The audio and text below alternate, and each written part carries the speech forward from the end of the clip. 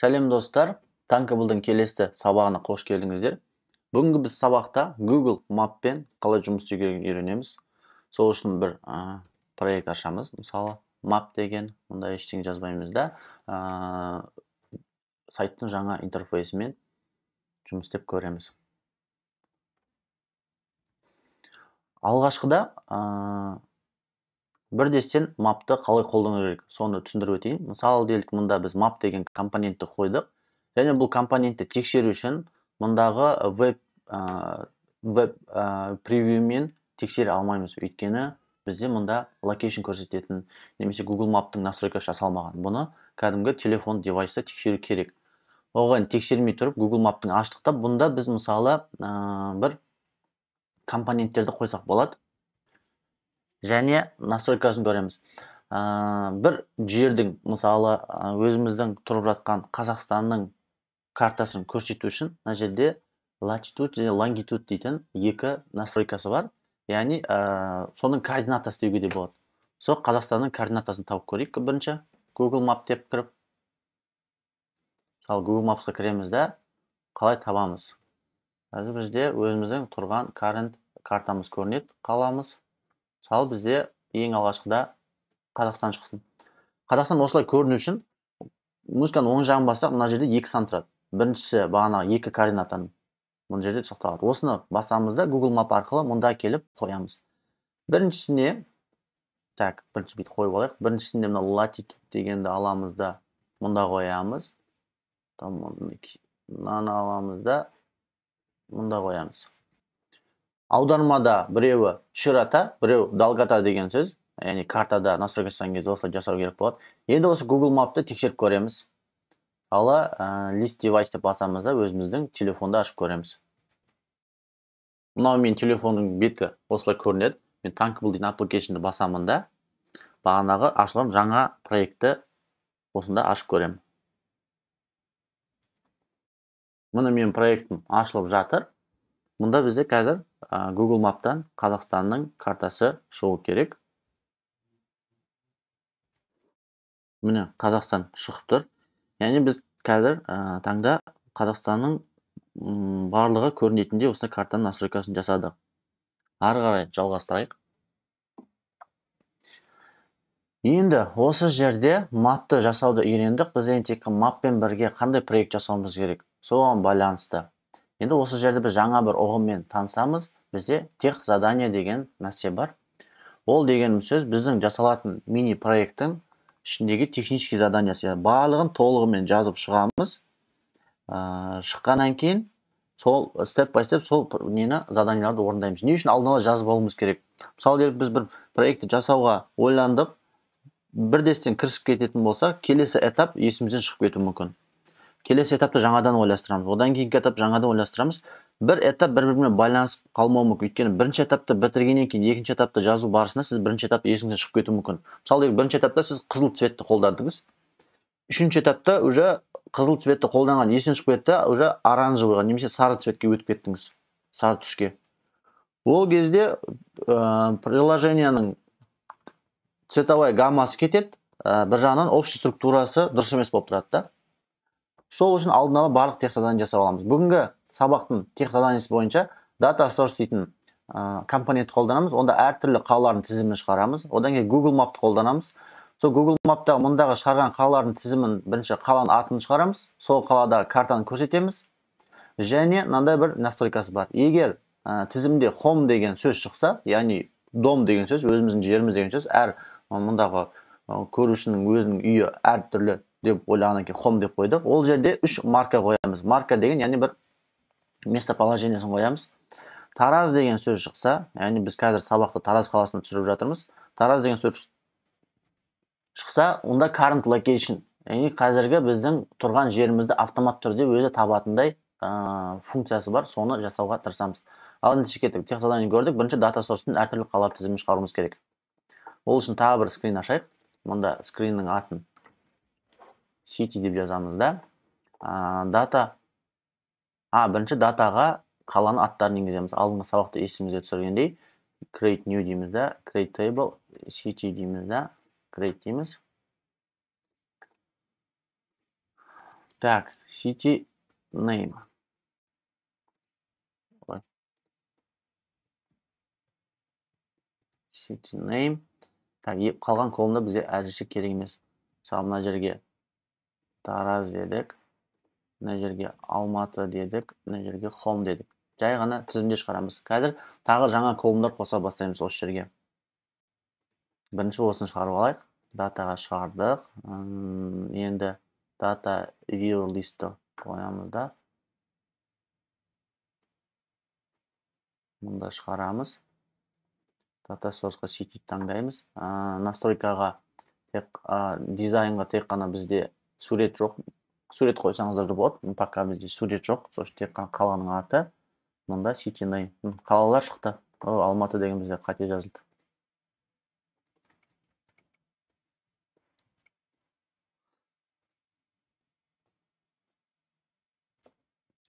Так, превью жасап тексеріп көреміз. Барлығы шықты. Барлығы басылады. Енді бұлар өткен кезде келесі экранға өту керек. Мұнда біздің экранның аты map болады. Мұнда бір лейблді қоямыз. Бұл қаланың қай қала басылды, сол қалаға өтті деген сөз. Одан кейін back button қойып, артқа қайтатын кнопка болсын. Текст color қара. Background ақ. ID-ні өзгертеміз. Button back дейміз. Бірдестен блокқа кіріп button back жасай салайық. Navigate дейміз да. Артқа қайтара салайымыз. City дейтін экранға қайтсын. Так, мұнан басқан кезде бізге бірінші технология бойынша data source пен тек қана осыны шығарамыз. Пока Google Map'a тиісіп жоқпыз. Әртүрлі қаланың тізімін шығардық та, қаланың атын шығару керекпіз. Яғни мұнда Тараз деген қала басылса, мұнда Тараз деген сөз шығу керек. Алматы басылса, Алматы, солай кете береді. Осы жерде біз қалай мұнау датаның ішінен затты алып екіншіге өткіземіз. Алдыңғы сабақта біз variable арқылы жасаған болатынбыз. Басамызда title басылған кезде variable арқылы емес, бүгін data source деген variable арқылы мысалы инициализация жасаймыз да, мұна жерде біз city name деп жазсақ болады. City name өткіземіз. Бірақ осы жол басқа да бір вариантпен жасаймыз, row ID мен жасаймыз. Не үшін row ID? Мысалы data кіріп түсіндіріп көрейін. Мысалы мына жақта city'да row ID мынаның бірінші, мынаның екінші, мынаның үшінші болып тұрады да. Мысалы мына жаққа біз қазір тағы жаңа колумдар енгіземіз. Долгота, ширина деген сияқты.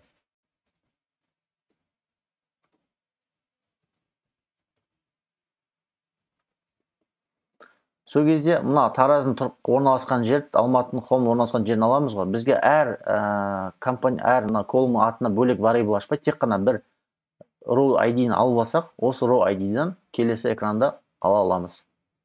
Сол үшін бізде city-да блоктан жай row ID-ді беріп жібереміз. Сонда бір variable ашамыз, row ID дейміз да, басында оны біз не істейміз? 0 дейміз. Мұнда басылған кезде variable'ымызды өзгертеміз. Мысалы мынау row ID-ға. Және navigate to map. Mapқа ауысу керек. Кеттік. Дизайнға кіреміз да. Мұнда Тараз басылған кезде row ID, яғни Таразға 1, 2, 3 екен білеміз. 1 болып барады. Мұнда data source деген компонент алып көрсек, мында компонент болады. Get volume from city деп тұрады. Update болып тұрады. Create деген басқа да функциялар бар. Бізге қазіргі get деген функциясы керек. Get деген ал деген сөз. Осыны аламыз. Контролда бізде map деген экран ашылған кезде, яғни осы экран ашылған кезде лейбліміздің атын аламыз да, set label text дейміз. Осыған қандай текст қоямыз? Get value from дейді. From деген бағана біздің таблицаның аты. Таблицаның атында table 1, оның ішінде қанша колум бар? 3 колум бар. Бізге latitude, longitude керек емес қой, біз тек қана city name керек қой. Осыны аламыз да, мына жаққа қандай ID беруіміз керек? Ар жақтан келген variable'дың ID-ін беруіміз керек. Ол жақта келген variable'ның аты мынау app variable row ID. Осыны аламыз да, мұнда қоямыз. Сол кезде row-ға байланысты таблицадан сол адамның мынау колумды алады да, соны лейблға қояды. Ал ендеше тексеріп көрейік. Тараз басамыз. Тараз өзгерді. Алматы басамыз. Алматы өзгерді. Home'ды басамыз. Home өзгерді. Так, мындағы лейблдің атын өшіріп тастайық, лейбл деген сөз шығып қалып отыр. Енді бізге датадан бүкіл затты бөлек-бөлек variableға теңестірмей, тек қана row ID-ді біліп алсақ, болды. Осы row ID-мен кез келген затты ала алады екенбіз, иә. Мына жерде 3-ақ колум, 20 колум болса, әр колумды бөлек variableға теңестірмейміз ғой. Осы методты енді қолдануымыз керек. Келесі, таразды басылған кезде мына картада бізде тараз шығу керек. Алматы басылған Алматы шығу керек. Тараз шығу үшін не істеу керек? Бізге долгота ширинасы керек. Сол үшін Google Map'қа барамыз да, мұнда Тараз деген қаланың несін аламыз? Долгота ширинасын аламыз. Мұнда келіп, оң жағын басамыз да, долгота ширинасын сақтап аламыз. Cityға келіп, мұнда бірінші қоймай тұрып, бұлай ұзын сан болғаннан кейін осы сандарды алып, бірінші көшіріп алайық. Біріншісі мұнда, екіншісін мұнда. Келесі Алматы енді. Алматы тез іздей салайық. Google Map'тан мына Алматы шығып тұр. Бізде басқа қалаларда сеңіздер болады. Кімге қалай ыңғайлы. Так, мына жаққа latitude. Біріншісі ширина болады, екіншісі долгота болады. Енді home дейік. Home дейді. Менің үйім Шымкент қаласы болғаннан кейін Шымкент қаласын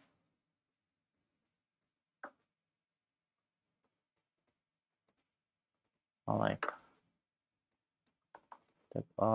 Мұнда қоямыз.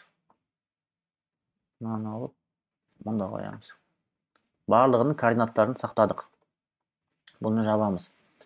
Мапқа келген кезде, маптың блогына кірген кезде, енді мапта бізде так, on map ready деген бар. Яғни маптың настройкасы жасалғаннан кейін мапқа барамыз да set маптың бағына координаталарын өзгерте аламыз. Set latitude дейміз. Set longitude дейміз. Мына жерге бағана сандар жазылды. Біз бірақ алдын ала әр қаланың санын жаздық қой. Мына жерге қолмен жазбаймыз, әр қаланың санына байланысты. Ол үшін не істейміз? Тура ана функцияны аламыз да қайтадан мұнда қоямыз. Row ID барлығында бірдей, тек қана city name болмайды, мына жерге latitude болады, мына жерге longitude болады.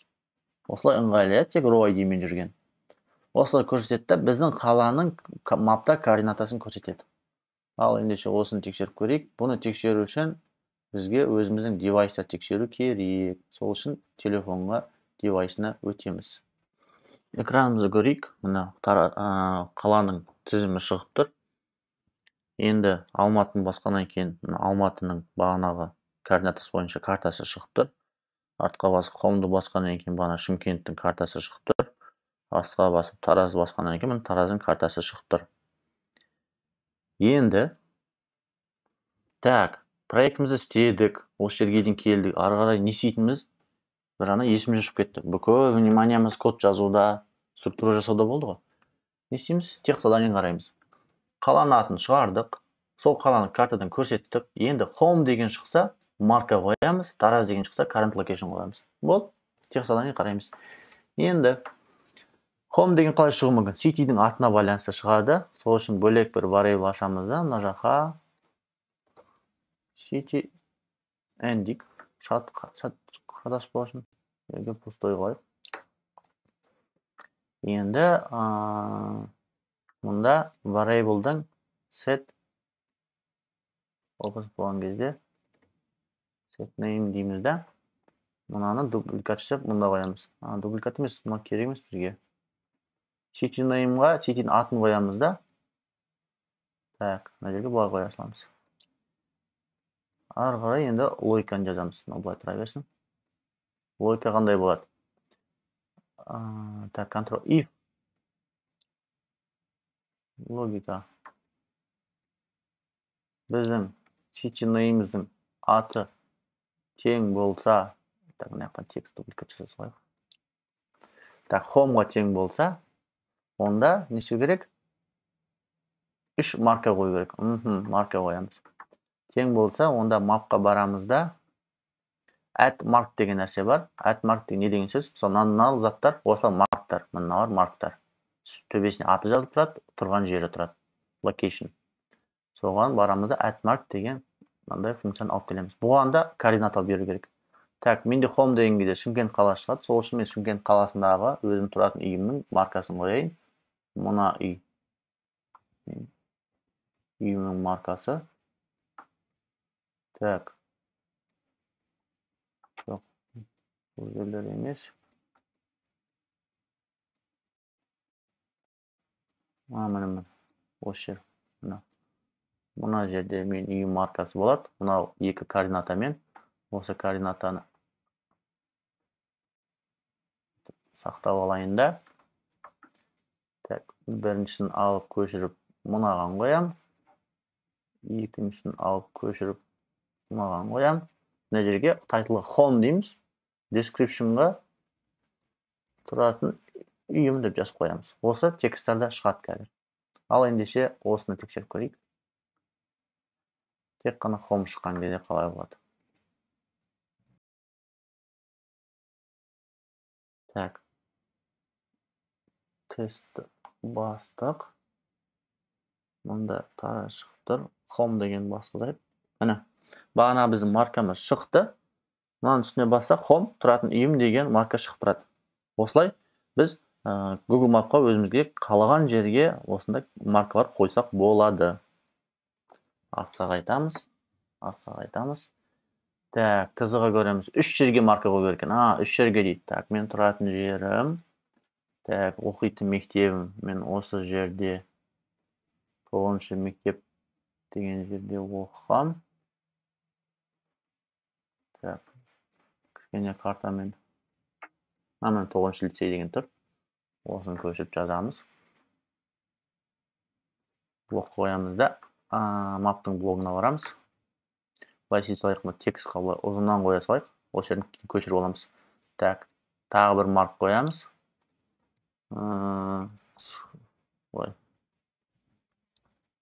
Мектеп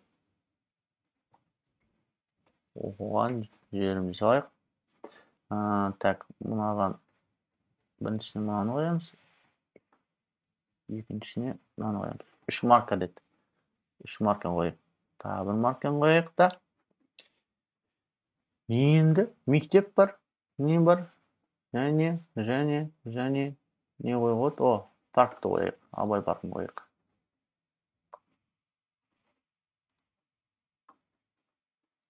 Бағана текстін өшіп бастаппыз. Тексті жай ғана copy-paste жасау үшін қолданып отырмыз.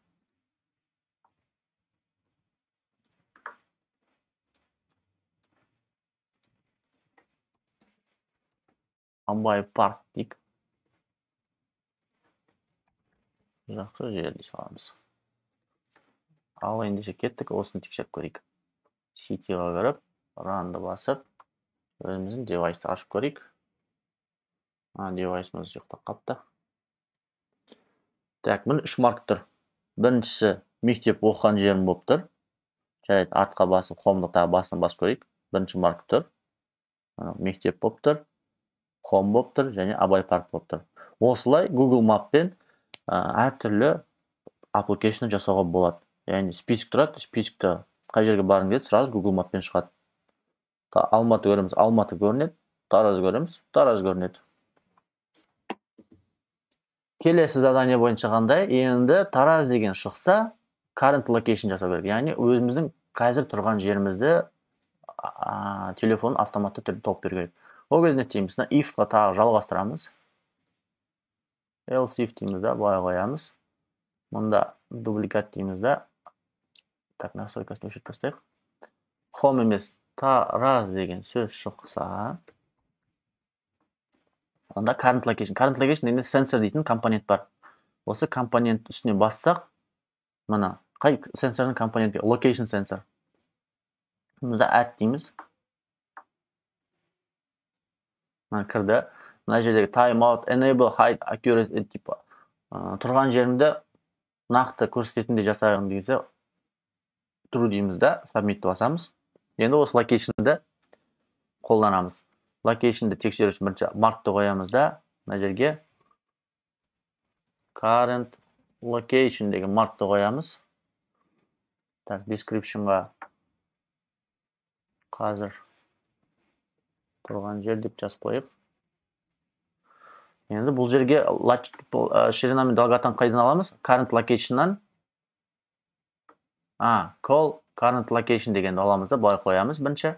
Егер current location тапса, онда осыған мапқа алып барамыз да, мына бізге ол өзінің ширина мен долготасын қайтарады екен. Аламыз осы екенін қойып қоямыз. Егер Тараз деген сөз шықса. Так, біз Тараз деген сөзді тура осылай жаздық па, соны бірінші тексеріп алайық. Басқа әріптермен жаздық. Жоқ, дұрыс, солай жазыппыз. Ал ендеше осыны тексерейік. Міне проектімізді бастық. Тараз деген қаланы көрген кезде, міне біздің Тараздың карта шығатты, және мен current location'ге марк қойдым. Маркке не деп жаздым? Current location қазір тұрған жер. Бізде қазір колледждің тұрған жерін location'ды тауып жатыр. Мына жерде connection болмай қалды. Міне, current location қазір тауып жатыр. Кодымызды тағы бір рет қайталап көрейік. Мысалы мынандай қаланың атын жаздық, latitude пен longitude жаздық. Home деген кезде 3 марка шығады.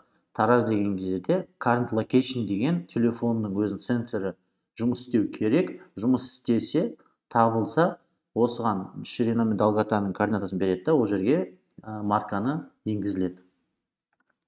Енді текст заданиямызға тағы бір рет қарайық. Барлық проект жасалған тексеріп көрейік. Data source шығардық, әртүрлі қалалар тізімін жасадық. Сіздерге енді өзінде сынаққа тура осындай және басқа да қала түрлерін шығару керек. 3 басқа қала. 3 бөлек қала шығару керек. Текст задание өзіңді сынақ деп сіздерге берейік. Өзіңді сынау. Үй жұмысы өзіңді сынау деп түсінсеңдер болады. Google Map'та қаланың атын шығару керек, тура осы технология сияқты. Өз home деген, мысалы, сіз Астанадан боласыз, немесе Алматыдан болсаңыз, сол жердегі 3 жерге марка қоюыңызға болады. Ұнайтын жерлеріңіз, өз үйіңіз деген сияқты. Егер Тараз болса, қазір таңда сіздер Тараз қаласындасыз ғой. Current location көрсететін технологияны жасау керек сіздер. Сабақ бүгінге осы. Назарларыңызға рахмет.